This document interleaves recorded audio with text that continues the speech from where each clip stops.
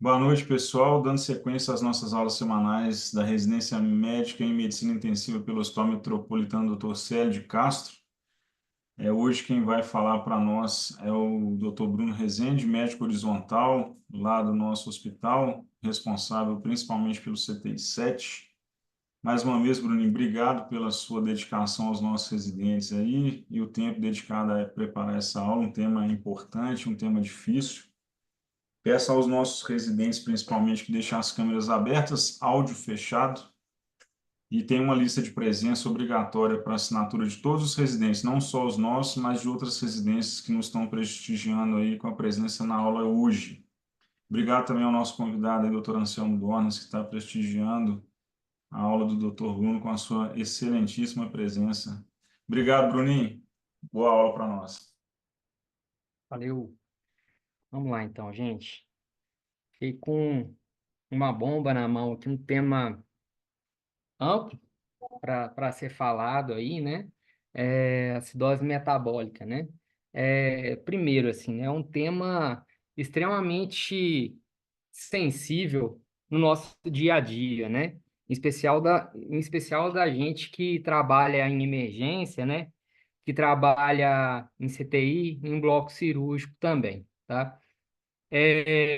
Apesar de ser um tema que faz parte do nosso dia a dia mesmo, é um tema muito difícil aqui para a gente falar, tá?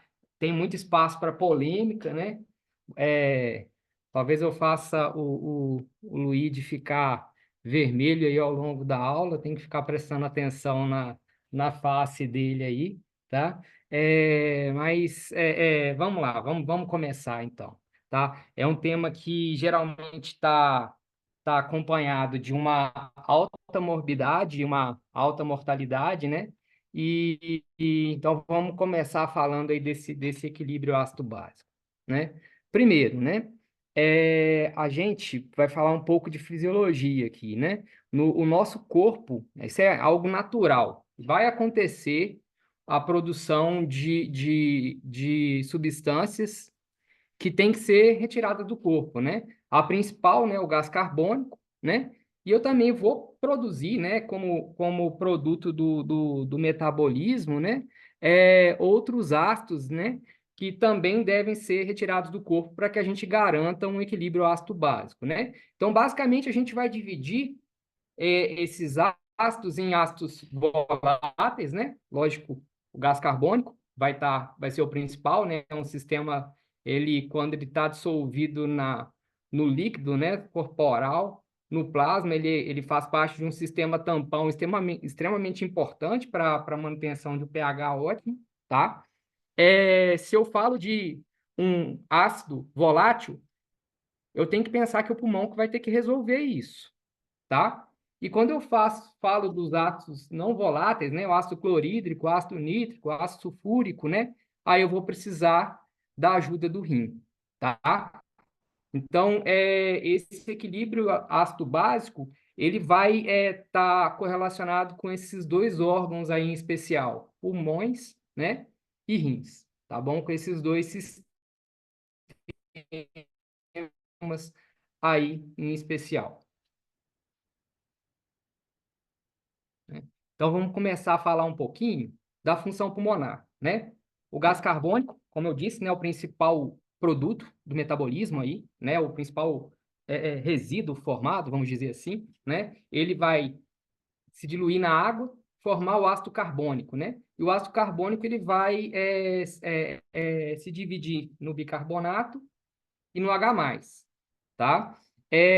Eu tenho uma disponibilidade, né, de CO2 dissolvida no líquido corporal muito grande, né? Então, nessa equação, né, de Henderson-Hauer-Bach, eu vou ter uma chance de fazer um equilíbrio dinâmico entre essas fórmulas químicas aqui, que vai garantir para a gente que a gente tenha um consumo do H+ que seja produzido aí, para que a gente fique aí trabalhando num pH ideal, tá? Isso eu acho que uma situação que é característica que mostra para a gente a importância dessa desse mecanismo é quando a gente se depara, né, num ambiente, seja da terapia intensiva, seja da urgência e emergência, com um paciente que chega ali com cetoacidose diabética para a gente, né? A gente vê um paciente que está ali com incursões respiratórias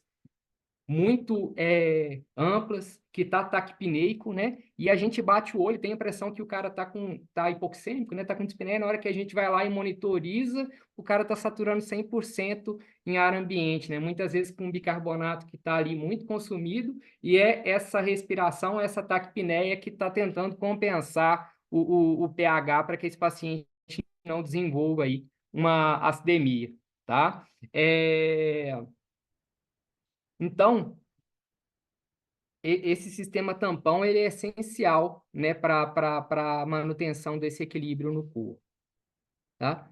E vamos falar então um pouquinho também da função renal, tá? Na função renal, os rins eles vão ter duas funções essenciais aí. Primeiro, né, de excretar o ácido não volátil, né? De colocar para fora ali o HCl, né? De colocar para fora através do amônio, né? Uma quantidade maior de H+, né? E do ácido sulfúrico, né?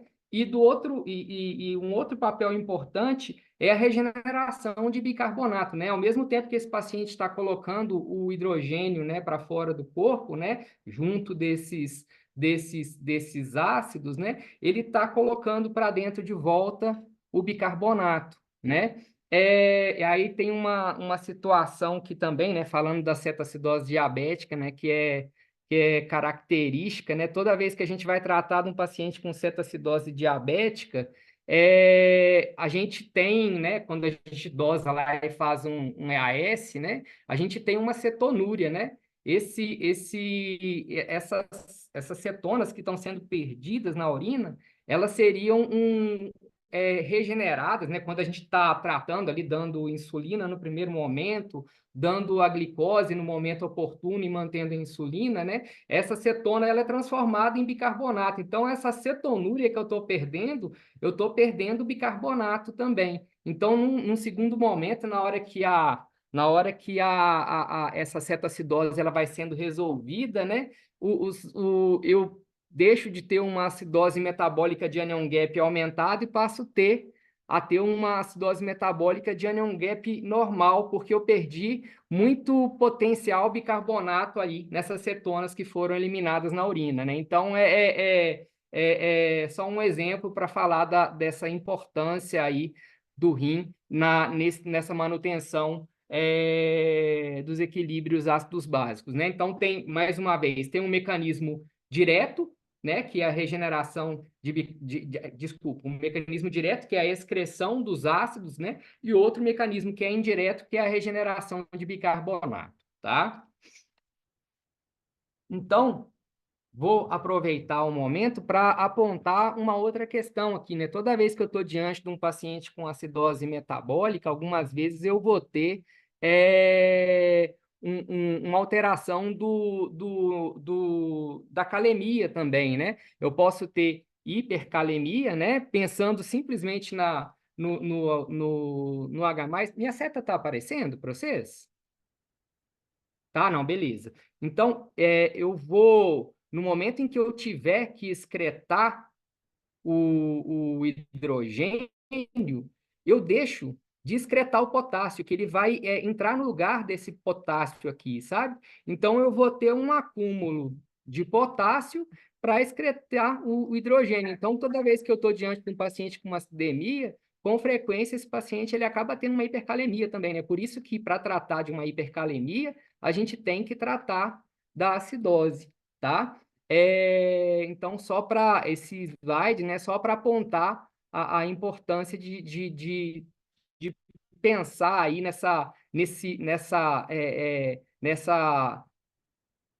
nesse manejo conjunto aí com o potássio também, com a calemia, tá? E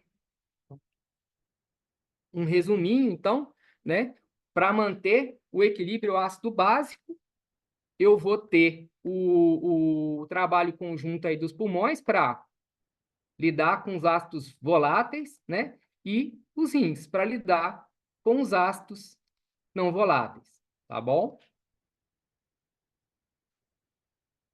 E isso para garantir uma homeostase, né? Para um paciente poder trabalhar aí com pH de 7,35 a 7,45, com bicarbonato de 21 a 27 e com PCO2 de 35 a 45. Isso vai ser essencial para a manutenção das funções aí do paciente, né? Dos múltiplos sistemas, tá bom? É lógico, né, que toda vez que eu estou diante de um paciente com acidose metabólica, né, eu vou ter uma deturpação de várias faces aí do metabolismo, né? Eu vou ter alteração hormonal, vou ter resistência insulínica, né? Então, com frequência, né, a gente se depara com pacientes que estão dentro da terapia intensiva, que não são diabéticos, que acabam desenvolvendo aí um metabolismo da glicose alterado num primeiro momento e cursam com hiperglicemia que eu vou ter que corrigir, né? Então, geralmente isso vai causar com uma redução de síntese proteica, além de não produzir, né, proteínas. Diante de uma acidose metabólica, esse paciente ele está num estado de proteólise ali, né, de perda de músculo, né, de consumo de músculo, né? Então, é por isso que é tão importante eu tratar da acidose metabólica, né, para reequilibrar, né, além de lidar com as outras funções pulmonares, né, desculpa, as outras funções de órgãos vitais, né, de garantir que esse paciente não tenha esse estado de catabolismo intenso, né, de tentar tratar, né, desse estado pró-inflamatório, né, que é gerado diante de um paciente que tem uma acidose metabólica, tá? Eu vou quebrar a aula um pouquinho aqui, tá? Eu queria que só para eu tratar de dois conceitos importantes aí. Queria que vocês respondessem esse quiz aí para mim, tá bom? Pode apontar o celular, tá valendo aí uma ida na cervejaria Octopus, tá? O Luiz quem vai bancar, pode ficar à vontade lá nos gastos.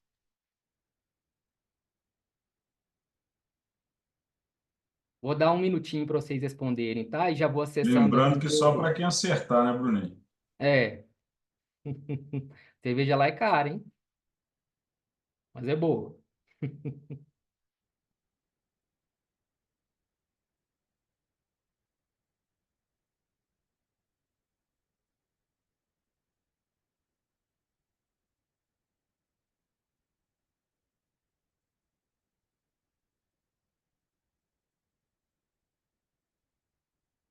Então vamos lá. Primeira pergunta: diante de um paciente com pH de 7,44, 7,40, eu posso ter acidose? A segunda pergunta: diante de um paciente com um bicarbonato de 40, eu posso ter acidemia?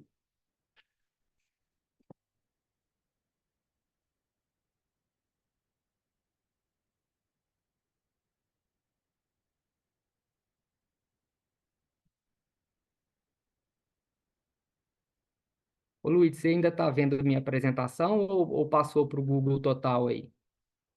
Sou para o Google Total. É só você entrar lá, apresentação de Ah, não, eu slides. quero é mostrar mesmo.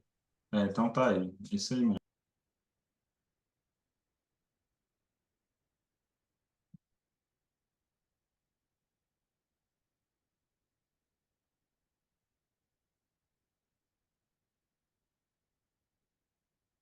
Então vamos lá, para pergunta um.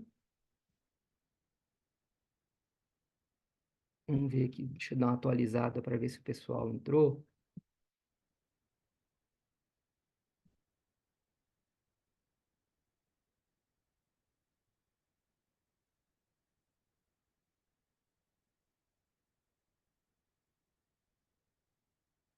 Ó, pergunta um, então.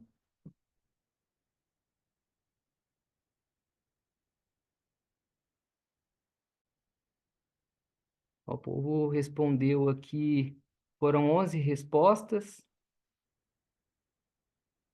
A, op- a maioria respondeu que sim, né? Na primeira pergunta.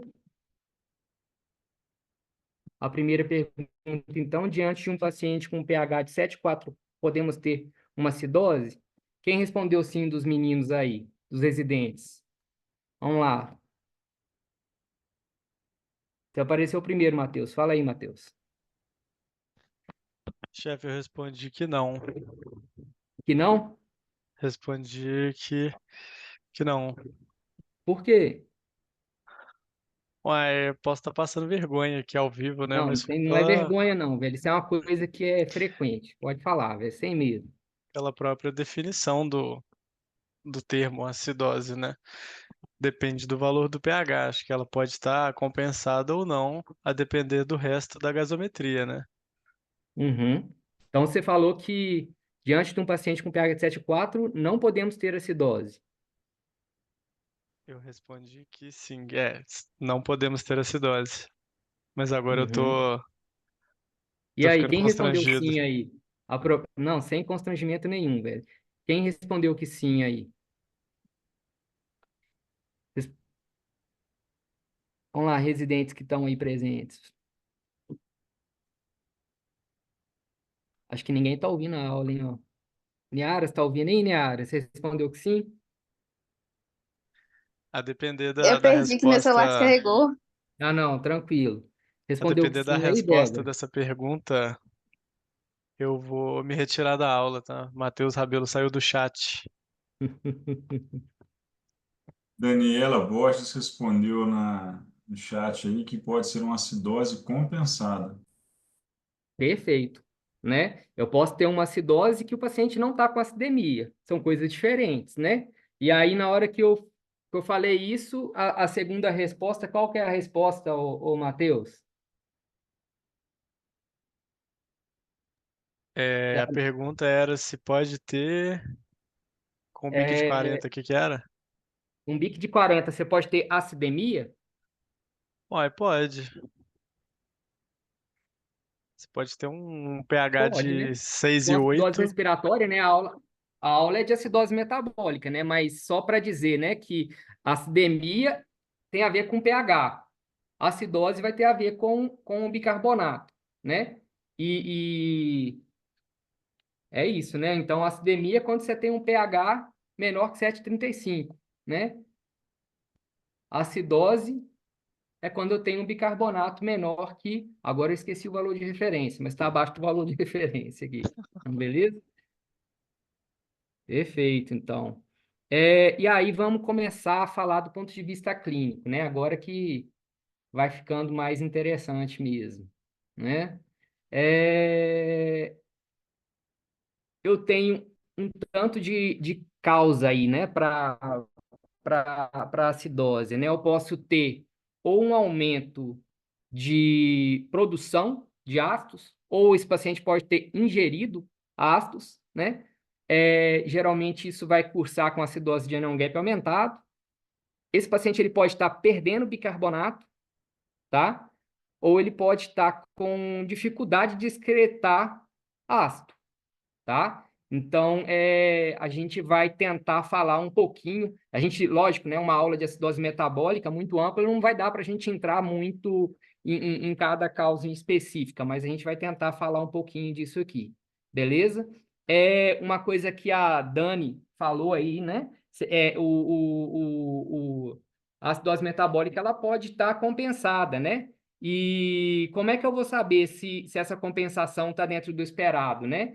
Tem aí uma equação, né, a equação de Winters, que vai dizer para a gente dessa capacidade do paciente compensar uma acidose metabólica, né? Primeira coisa, quando eu olho aqui para a equação, né? Vamos dizer que o paciente tem um bicarbonato de zero, né? Nunca vi, mas vamos dizer que tem um bicarbonato de zero. 1,5 vezes zero, zero mais 8 mais ou menos 2, né? Então, meio que isso já me mostra que o pulmão tem uma capacidade limitada de lidar com isso, né? Ele vai conseguir, no máximo, ele chegar com PCO2 em torno de 10, 12, né? Então, pode ser que esse paciente ele não dê conta de compensar a acidose metabólica. Se eu estiver falando de um pulmão normal, isso é uma coisa extremamente importante ser pensada também, tá? Se eu estiver diante de um paciente com pulmão normal, ele já pode não dar conta, né? Mas o negócio é que geralmente a gente pode, e ainda mais no barreiro, né? No barreiro é extremamente frequente o paciente com multimorbidades, né? E a gente tem que ter uma atenção muito maior para isso, né? Os pacientes eles têm uma reserva pulmonar com frequência reduzida, né? Então eu tenho que ter um cuidado muito maior, que eles vão desequilibrar de maneira muito mais fácil, tá? Então, vamos seguindo na aula aqui, né? Primeira coisa que eu vou ter que pensar quando eu estiver diante de uma acidose metabólica, lógico, né? É qual o mecanismo dessa acidose metabólica, tá? Qual é o mecanismo dessa acidose metabólica? Então, já disse, né?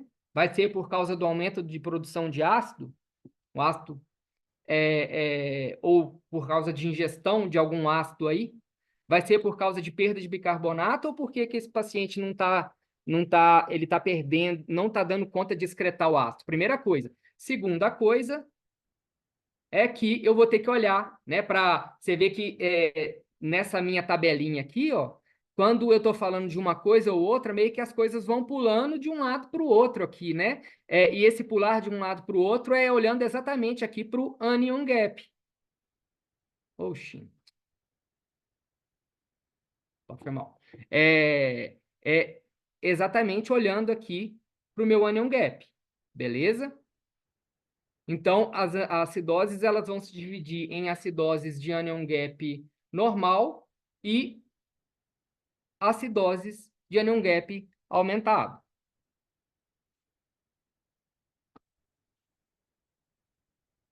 Tá? Então, vamos começar a falar um pouquinho disso. O que é anion gap? Tá?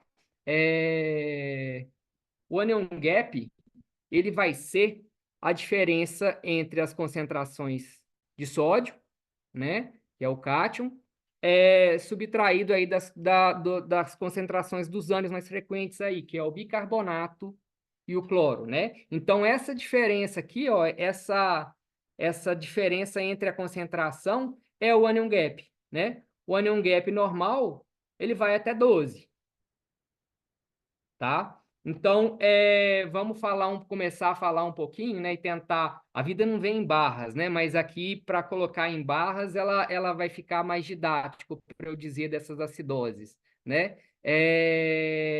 Eu estou falando aqui, então, iniciando com uma acidose de anion gap normal, né? É uma acidose? Pô, é uma acidose. Esse paciente aqui, ele perdeu o bicarbonato. Aqui do lado esquerdo, né, tem muito mais bicarbonato do que do lado direito, né? E olha que interessante, para ficar um anion gap normal, quem que teve que aumentar é o cloro, né? Então, é meio que sinônimo. Se eu estou falando de uma acidose de anion gap normal, eu estou falando de uma acidose hiperclorênica, tá? Dentro, né, da terapia intensiva, aliás, não só dentro da terapia intensiva, né, isso aí vai ser causado geralmente por, ou o paciente ele está perdendo bicarbonato mesmo, seja pelo trato gastrointestinal, seja por uma função renal alterada, tá? Ou o paciente ele está deixando de regenerar bicarbonato, tá? Aí tem várias causas, né? Acidose tubular renal, né? Um grupo grande aí de comorbidades que vão gerar essas alterações. E acidose metabólica de anion gap aumentado, tá? Se o anion gap aumentou, é porque o cloro não aumentou. Então, aqui eu tenho essa barrinha aqui, que algum outro ânion, algum outro ácido, aumentou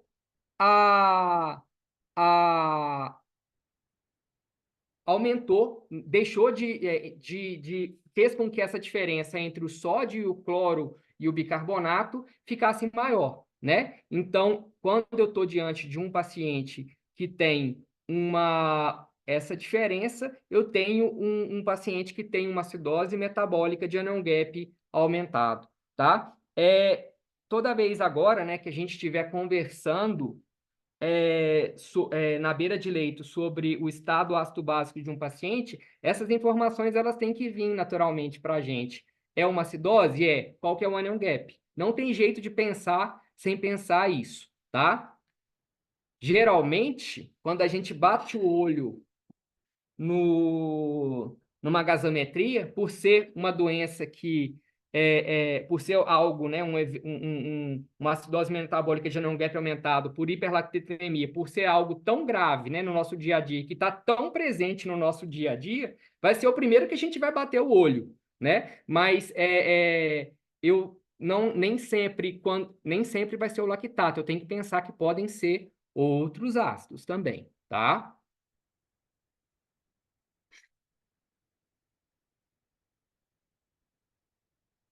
Tá? E aqui eu tenho um mnemônico para pensar nesses outros ácidos, né? Seja por ingestões de álcoois, né? Os glicóis, né? A gente viveu aí há relativamente pouco tempo, né? A intoxicação da cerveja, né? Que gerou a intoxicação pelo etileno glicol, propiltileno glicol, né? Intoxicação por metanol é algo muito frequente também, né? Outras coisas que a gente pode ingerir, né? O Tilenol, intoxicação por aspirinas, né? Os salicilatos, né? E o L-lactato, né? O L-lactato é o lactato que a gente produz, né? O levógeno lactato, né? O destrógeno lactato ele vai ser pela produção de lactato no intestino por bactérias, né? E geralmente isso está associado com pacientes que têm intestino curto, tá bom?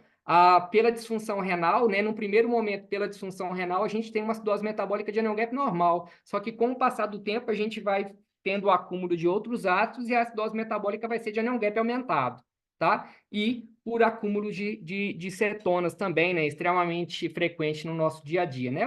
Os mais comuns aí no nosso dia a dia, né? A acidose metabólica de anion gap aumentado por hiperlactatemia, pela cetonemia, né, pelos estados de cetoacidose diabética, não é só por diabetes, né, tem por álcool também, né, cetoacidose por longos períodos de não ingestão, né, e a renal também nas doentes renais crônicos terminais aí, ou qualquer insuficiência renal terminal também aí também, né. A gente vai começar, então, a fazer o seguinte, que até agora parece que as coisas não se misturam, né? Mas elas se misturam demais da conta também, tá? Então, a gente vai tentar aprofundar um pouquinho nessa avaliação aí dos desses estados, distúrbios ácidos básicos, tá? Para a gente fazer tentar aprofundar, eu vou pedir para vocês prestarem atenção nessa parte do gráfico aqui que eu rachurei, tá? E eu vou meio que puxar e ampliar ela aqui na tela agora, né? Para a gente tentar entender que as coisas podem se misturar, tá?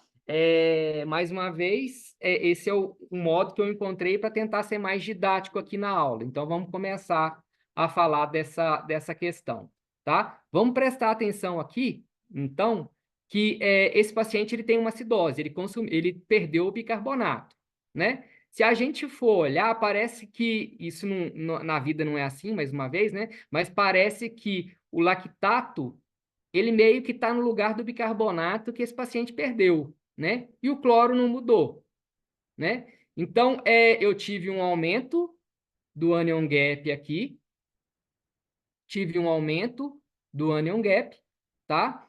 E provavelmente parece que esse anion gap aumentou por causa do meu lactato, tá? Foi por causa do meu lactato aí, aparentemente, que o meu anion gap aumentou, tá bom? Tem jeito de saber isso na prática? Tem jeito de saber isso na prática, sim, né? Então, a gente vai tentar mostrar para vocês aqui como é que faz para descobrir isso na prática, tá? Eu tenho aqui, então, um paciente, mais uma vez, né? Com anion gap, desculpa, com acidose, ele perdeu o bicarbonato, parece que o tanto que perdeu de bicarbonato foi o que aumentou de lactato, né? Então, eu vou fazer uma comparação aqui entre o anion gap aumentado e o anion gap normal. Vou ver qual que é a diferença disso daí. Eu vou cobrar isso depois, hein? Eu vou falar para alguém aí no final da aula me explicar isso, hein? Já estou avisando para quem tiver de câmera fechada, eu tenho uma chance muito maior de escolher, hein? Então, o anion gap, a diferença desse anion gap é... Eu vou comparar isso com o tanto que perdeu de bicarbonato. Vou colocar isso aqui no denominador, tá? Para eu ver se, de fato, o tanto que está aumentando do anion gap e perdendo do bicarbonato, se é algo que está próximo de ser uma razão adequada, de uma razão que vai me falar de uma acidose metabólica de anion gap aumentado por hiperlactemia pura, tá? E eu faço essa razão. Se for de 1 a 2, tá puro. Isso daqui é o delta-delta, tá? O delta anion gap sobre o delta bicarbonato. Quando eu faço isso e dá de 1 a 2, provavelmente o tanto que eu perdi de bicarbonato se deve ao tanto de lactato que ficou acumulado ali, tá bom? Então, o delta-delta de 1 a 2, ele diz de uma acidose metabólica de anion gap aumentado, pode ser por lactato, pode ser outras pura, tá? E aqui, se você der bicarbonato, o chefe vai perder a compostura, tá? E eu tenho uma opinião parecida. Infelizmente, aqui o bicarbonato não vai ajudar muita coisa, não, tá? Mas mais para frente, talvez ele ainda perca a compostura, mas pelo menos vai ter uma explicação lógica para isso. A gente vai falar depois. Uai, esse aqui ficou diferente. Eu tenho um paciente aqui que tinha um bicarbonato normal e ele perdeu o bicarbonato. Tem um lactato aqui, tá? Então, uma parte dessa acidose, ela tem um anion gap aumentado, aumentou meu anion gap, tá? Mas eu tô vendo aqui embaixo que também teve um aumento do cloro. Tem uma acidose metabólica hiperclorêmica junto, tá? Então, tá misturado. Tem uma acidose mista por aqui. Tem jeito de descobrir isso? Também tem, tá? Eu vou fazer de novo aqui o delta-delta, né? O tanto que aumentou do anion gap, eu estou apontando para o computador aqui com a mão. O tanto que aumentou do anion gap para um anion gap normal, né? O delta do anion gap, o delta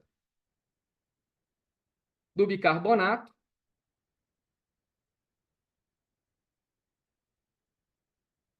né? Parece que perdeu muito mais bicarbonato do que o outro, né? Então, meu valor do denominador vai dar maior.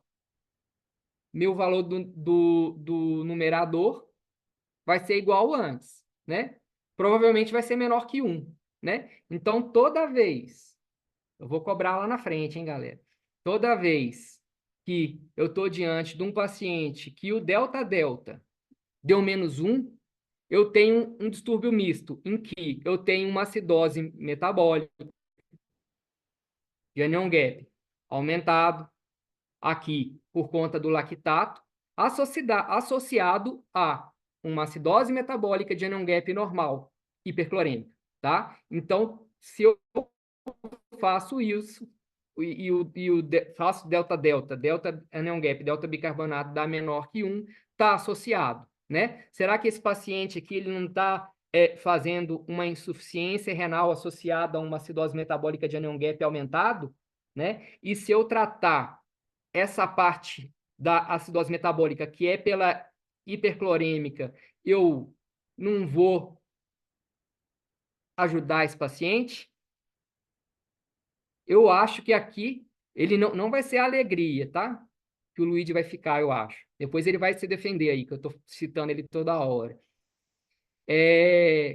Vai ter mais emoções juntas aí. Mas se pelo menos você se justifica desse jeito, tá? Você dá uma base científica para isso, e lá na frente a gente vai falar um pouquinho disso de novo. Pelo menos se isso acontecer, menos mal, tá bom? Mas ainda assim, isso aqui é um terreno fértil para polêmica ainda. Vamos lá. Vamos um cadinho mais para frente, então. Vamos falar de uma outra mistura. Será que a acidose metabólica se mistura só com a acidose metabólica? Acho que não. Né? Tá se misturando com tudo, eu já vou falar que não mistura, né? Esse paciente aqui, ó,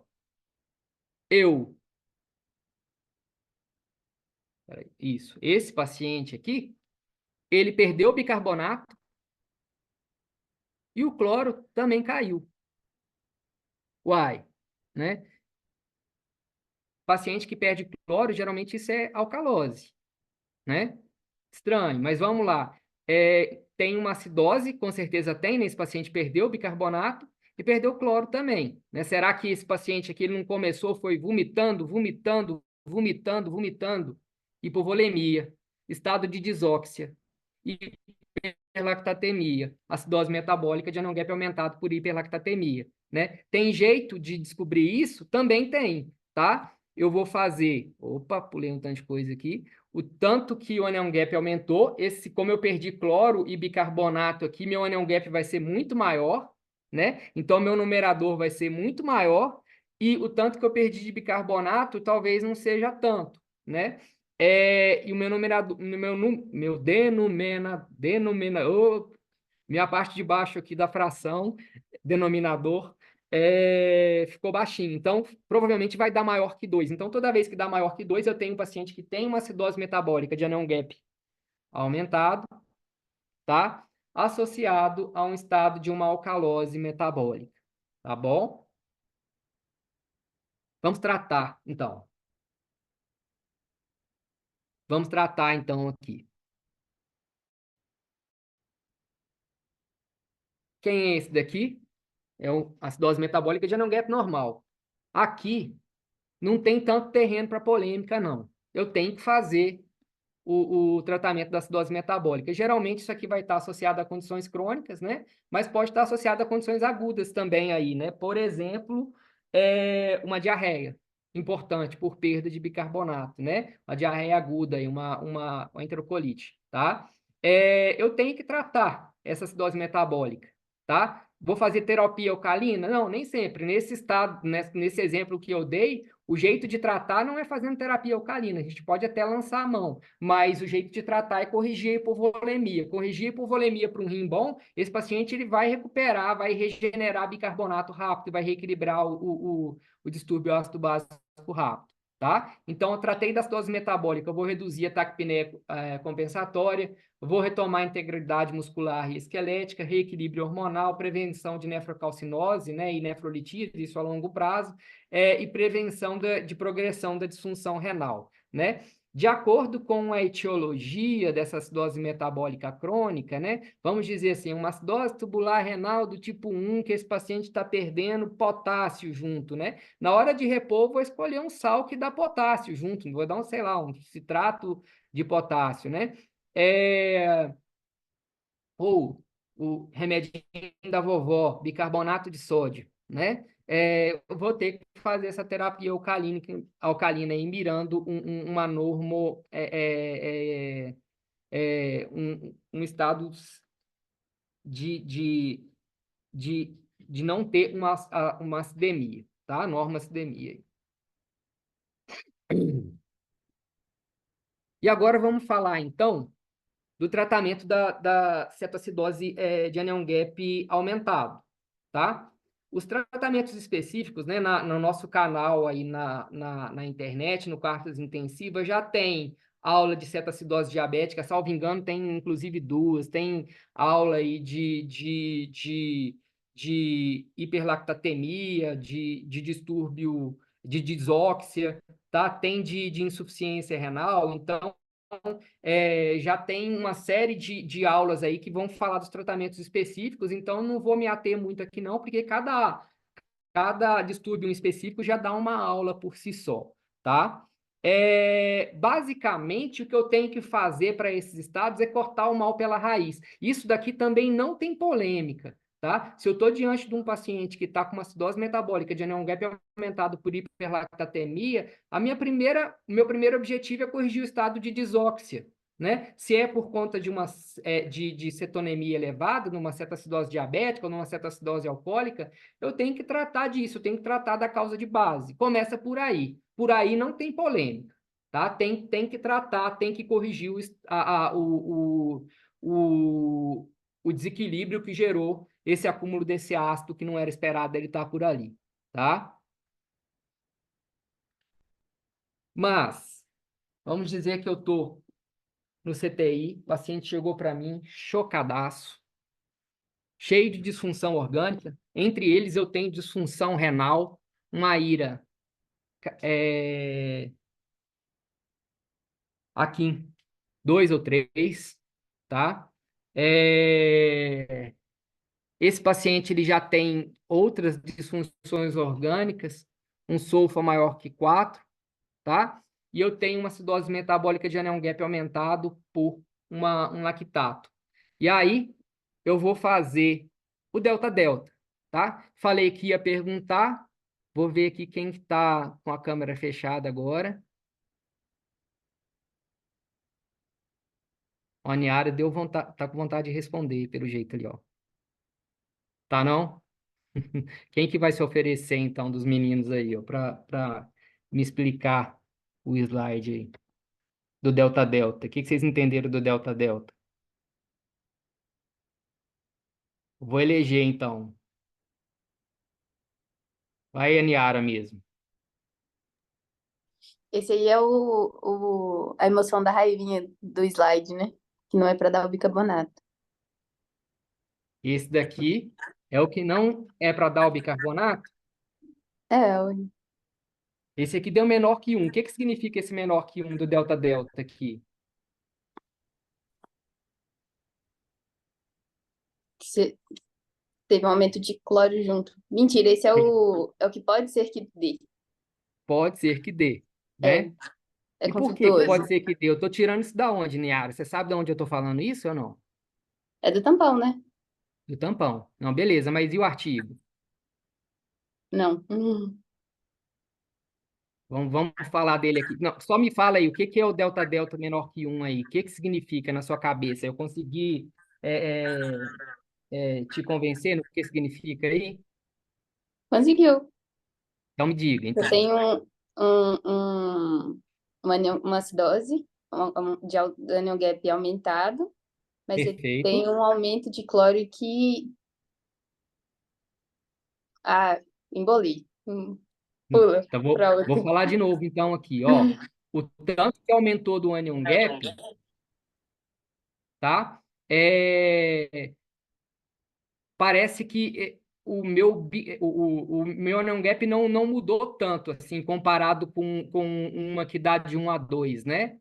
Por quê? Porque o anion gap é sódio menos cloro menos bicarbonato, né? Na hora que meu bicarbonato caiu mais, que nesse aqui caiu mais, né?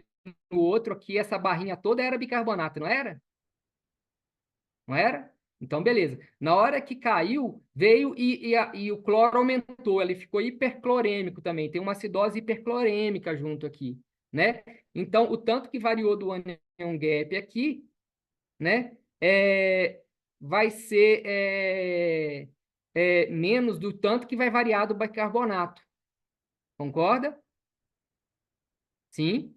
E Sim, aí, quer dizer, então, que o meu numerador ele vai ser menor do que o meu denominador. Vai dar menor que 1. Então, sempre que está menor que 1, eu tenho uma acidose metabólica de anion gap aumentado, aqui no caso pela hiperlactatemia, tá? Associada a uma acidose metabólica de anion gap normal, hiperclorêmica, tá? Então, da próxima vez que vocês me falarem de uma acidose metabólica, né? Vocês vão me falar, é uma acidose metabólica de anion gap normal ou aumentado, tá? E vocês vão me falar, o delta-delta é tanto. Que aí a gente consegue tirar muito mais conclusão. Beleza? Estou te dizendo que não é para olhar só o valor do pH, só do bicarbonato, só olhar o valor do lactato. Tem que olhar mais coisas. Tá certo? Não esquecer de fazer essa avaliação completa. Tá? E aqui, terreno para polêmica. Bicar e CIU. esse artigo aqui, basicamente o que ele fez foi pegar pacientes que têm uma acidose, ou seja, que estão acidêmicos, né? Um pH menor que 7,2, que o PCO2 não está alto, ou seja, essa acidemia ela não se deve à acidose respiratória, tá? Que estejam admitidos dentro do CTI, tá? Que estejam com uma acidose metabólica, tá? E com um lactato aumentado. Ou seja, esses pacientes desse estudo, eles tinham uma acidose metabólica de anion gap aumentado por hiperlactatemia, tá? E tinham disfunções orgânicas importantes, um sulfa maior ou igual a 4, tá certo? Esses pacientes, eles foram divididos entre ter ou não ter sepse, ter ou não ter disfunção renal, em especial os pacientes com disfunção renal mais importante, aqui em 2 a 3, tá certo? E não são só por choque séptico, né? Aqui ele separou o grupo do choque séptico, mas não é só por choque séptico. Parada cardíaca, choque séptico, choque hemorrágico, outros, beleza? Randomizou, não foi cego, né? Porque não tem jeito de ser cego de fato, né? O pessoal vai ter acesso ao bicarbonato, a gasometria para tratar, vai ver que quando dá ali o remédio, o bicarbonato aumenta, eu estou dando o bicarbonato mesmo. Então, não teve jeito de ser cego, mas foi randomizado, tá? E aí, o que esse estudo mostrou? Que, no geral, se eu pegar todo mundo, que não muda a mortalidade, tá? Que, no geral, se eu pegar todo mundo, talvez, esse paciente ele demore um pouco mais para usar a terapia de substituição renal, tá? E que talvez ele use um pouco menos de terapia de substituição renal no CTI, tá? Mas, quando eu peguei o grupo específico que tem uma acidose metabólica, de anion gap aumentado, por conta de hiperlactatemia, que tem uma disfunção renal associada, que pode ter uma acidose metabólica de anion gap normal junto, isso aqui mostrou que tem, inclusive, um benefício em mortalidade, tá? Morreu menos, usou menos terapia de substituição renal, demorou mais a usar, tá? E tinha menos disfunção orgânica com 7 dias. Só que, ainda assim, é um N que não é tão grande aí. O povo que... Eu não sou um grande sabedor de medicina baseada em evidência aí, ó. Não sei se o Paulo está na aula aí, se o Matheus está aí, gosta, né? Depois eles podem falar um pouquinho melhor disso para a gente, tá? Então, isso, se você quiser usar, é obrigatório se basear nisso, na minha cabeça, assim, isso não está escrito no artigo, tá? Mas eu enxergo que isso daqui é uma maneira da gente atingir exatamente aquele paciente, tá? Que se eu não tiver isso, se tiver 1 a 2, eu tiver maior que 2, aí não, tá? Esse paciente, ele não, talvez ele não tenha benefício mesmo, não, foi o que o artigo aparentemente mostrou, né? Enfim, usando ou não usando bicarbonato, esse doente é ruim, tá? Esse doente, ele tem uma chance de falecer grande, tá? Mas, enfim, vou deixar vocês, então, tá? Esse aqui é o último slide da aula. Peraí, deixa eu ver aqui se é. Tá chegando no último slide aqui. Vou deixar vocês, então, nesse momento, tá? A gente vai parar a aula, né? A aula chegou ao fim, tá? E a gente vai conversar um pouco sobre isso, que eu acho que é importante da gente discutir, né? De ter esses posicionamentos todos aí, tá bom? Luigi, tem uma parte aqui que eu não falei, que eu tenho certeza que o Luigi vai falar, então eu vou deixar para ele falar no comentário aí, que é a respeito da acidose paradoxal aí, beleza? É isso, galera. Valeu aí. Obrigado pela atenção de vocês aí. E aí, turminha? Eu vou parar a gravação agora, Bruninho, para que aí os meninos que quiserem passar vergonha, né?